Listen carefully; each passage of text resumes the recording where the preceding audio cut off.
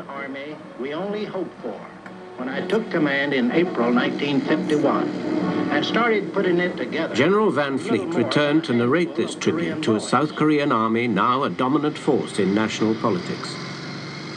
The military academy holds its graduation in Seoul, similar to West Point ceremonies. Reviewing the cadets is President Ri, the George Washington of Korea, who is devoutly dedicated to the unification of his country and the liberation of what is left of his people in North Korea.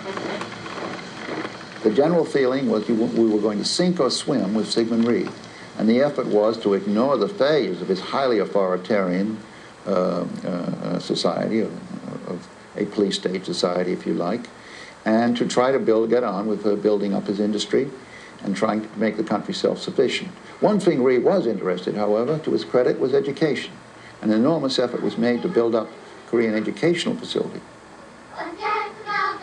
And basically, the Rhee regime, for all of its faults and all of its repression, laid the foundations for modern industrialized Korea with the help of the US and the UN and technicians from many countries. In 1960, the octogenarian Rhee and his close allies tried to rig one election too many. Many conservative Koreans deserted him. Huge demonstrations led by students, but also involving university professors and the rising middle class, surged up against him. I saw a jeep passing with a student standing on it, waving a the bloody clothes of a fallen student. And around him, as if he were a figure in the French Revolution, you could hear the roars of the crowd growing ever angry. And what had been a peaceful demonstration at 11 o'clock, by 2 o'clock, 1:30 in the afternoon, had turned into a revolution. The people ousted Rhee and corrupt elements were purged. But this democracy was short-lived. Within a year, General Park Chung-hee had staged a coup, beginning 18 years of intermittently authoritarian rule. South Korea sent over 300,000 troops to fight in Indochina and cemented their alliance with America.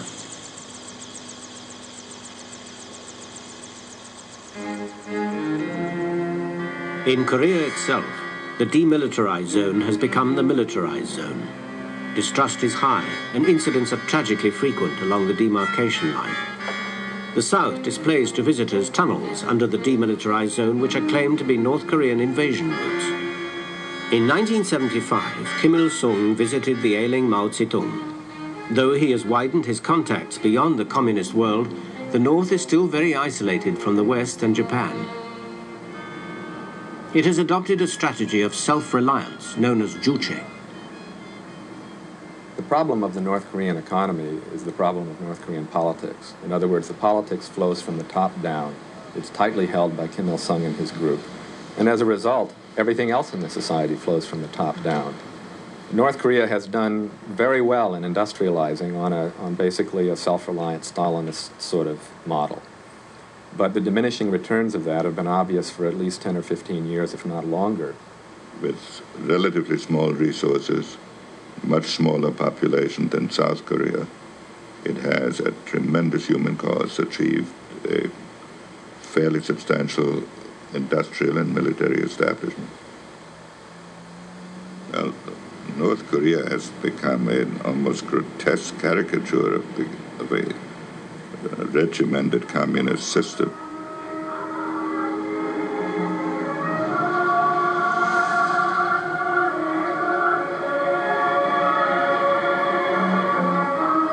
It proudly claims that the entire society is dyed one single color and is monolithic.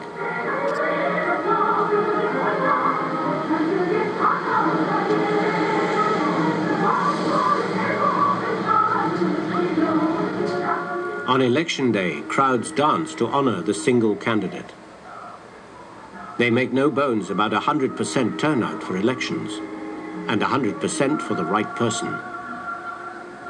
All achievements are automatically attributed to the great leader, Kim Il-sung. All who live in the north, including defectors, learn to recite the ritual. 그 후에도 여러 차례의 위대한 수령님 I met President Kim several times. 접견을 받을 수 있는 I had an impression that he is very great. Much greater than many famous persons whom I've met and have heard. 이러한 위대한 인물이라는 것은 내 고집입니다.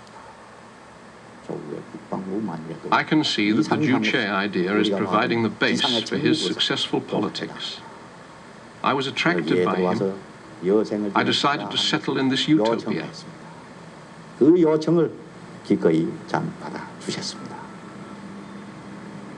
The population may well believe the neon slogan, which proclaims, "We are happy."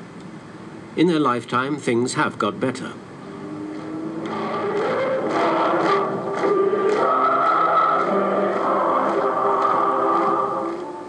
Kim has balanced adroitly between his two giant neighbors, Russia and China, and also away from them both.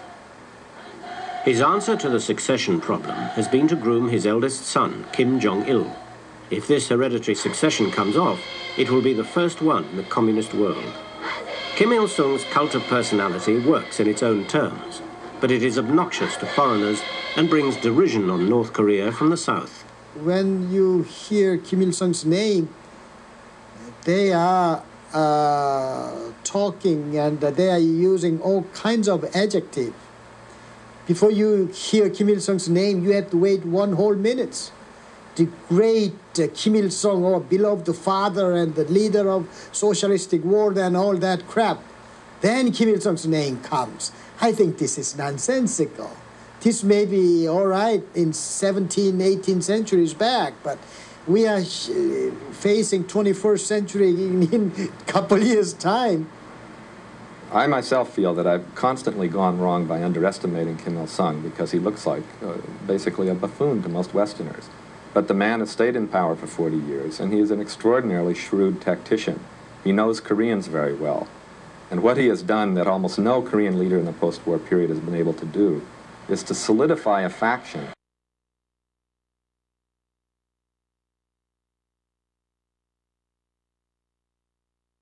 Together.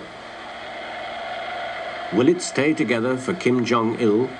He is fawned on by all, but no one knows if he is genuinely able or a dummy, nor if the army chief, Oh Jin-woo, will give this succession his blessing. The memory of the Korean War is part of the cement which holds the society together. In the giant war museum in Pyongyang, captured American spoils are shown to succeeding generations of school children, and memories of the war are kept relentlessly alive. The North's approach combines two strands: emotional appeals that such a terrible thing must never happen again, and fiery calls for revenge against the Americans. Which is the true character of the North? The camera was not on as the bomb went off, but the alert cameraman started shooting seconds later as the dust and debris were still flying.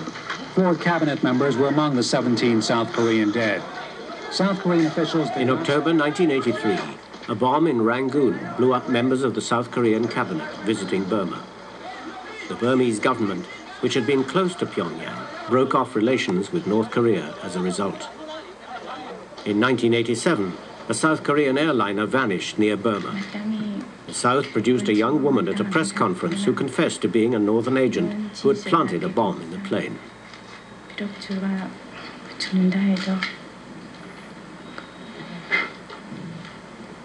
사건의 진실을 밝혀드리는 것이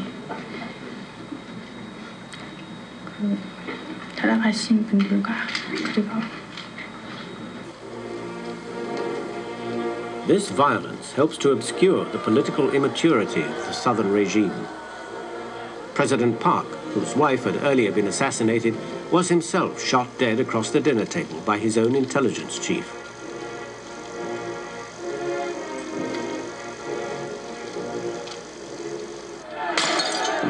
In May 1980, resentment against authoritarian military rule boiled over in the southwest city of... Rebels held the city for a week until the revolt was brutally put down by elite paratroopers.